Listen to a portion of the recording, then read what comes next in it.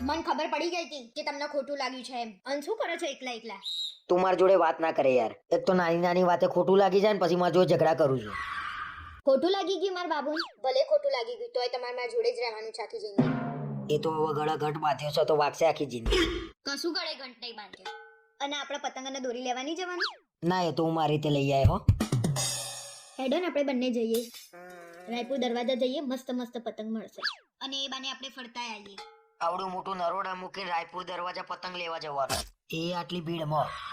હા તો હું રિયા ભાભીને ફોન કરીને ના પાડી દઉં છું કે તમે ને મનીષભાઈ જઈ આવો, અમાર મેળ નહીં આવે. રિયા ભાભી પતંગ લેવા જોડે આવે છે? એટલે હેડ જવું હોય તો હવે પછી એમ ના કહેતી પતંગ લેવાના લઈ ગયા. વાંધો નહીં, તમારી ઈચ્છા ના હોય તો નહીં જવું, પછી તમે લેતા આવજો. શું કરું? અરે આ તો કઈ તારો જવાબ છે? તમારી ઈચ્છા ના હોય એટલે નહીં જવું એટલે? તો બીજું શું કહું હું તમને? અરે હું તારો ઘરવાળો છું, તારે મને હકથી કહેવું પડે કે તમારે આવું જ પડશે પતંગ લેવા માટે. હા તો તમારે મારા જોડે પતંગ અને દોરી લેવા આવું જ પડશે, ભલે રાતે 2 વાગે.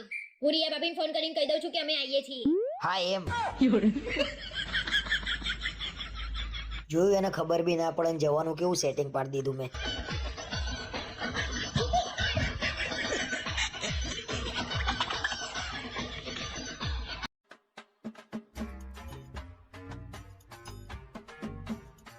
શું કરો છો?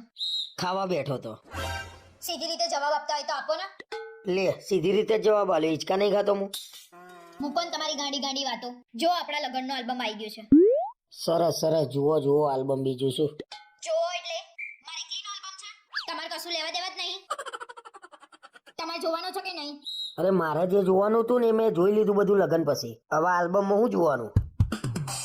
શું બોલ્યા તમે? હારું હેડ ભાઈ, બતાવીને હેડ ના. જુઓ મારા પીઠીના ફોટા. મારા ઘરના બહુ રોયા હતા એ દિવસે. અત્યારે તો ખુશ હશે ને બધા? એ લોકોય ખુશ છે ને તમે ખુશ જ છો. અમે તમને કયા દુખી કર્યા? અલ્યા હું તો બહુ ખુશ છું ભાઈ. જો આપણા લગ્નના ફેરા આયા, બસ એ ગોળ ગોળ ફર્યો તે હજી ગોળ ગોળ જ ફરું છું. સીધી રીતે જોવાના હોય તો જોઈ લો, નહીતર નહીં બતાવું. કેમ નહીં બતાવું એટલે? લગ્નનો આલ્બમ તો જોયે જ ને હું. જુઓ આ મારી વિદાય આવી એ દિવસે મારા ઘરના બહુ રોયા હતા બિચારા. એ દિવસે ધરે રોઈ લીધું હશે નહીં? બસ બહુ થઈ ગયું છે તમારું, લિમિટ આવી ગઈ છે. બોલતી નહીં એટલે વળી. અરે ભાઈ તાર મમ્મી કહેતી હતી કે જમાઈ હાચવજો. તો તમે મને ક્યાં હાચવી? એ કઈ દિવસ સાચવી છે તમે મને? અરે તને નહીં, એમ કીધું તું તમે હાચવજો આનાથી એમ. બતાય.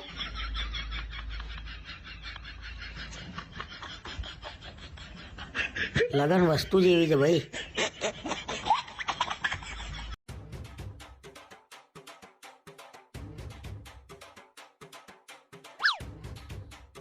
અરે સાંભળ, તું ફટાફટ તૈયાર થવાનું કર, 10 વાગ્યા શોમાં પિક્ચર જોવા જવાનું છે.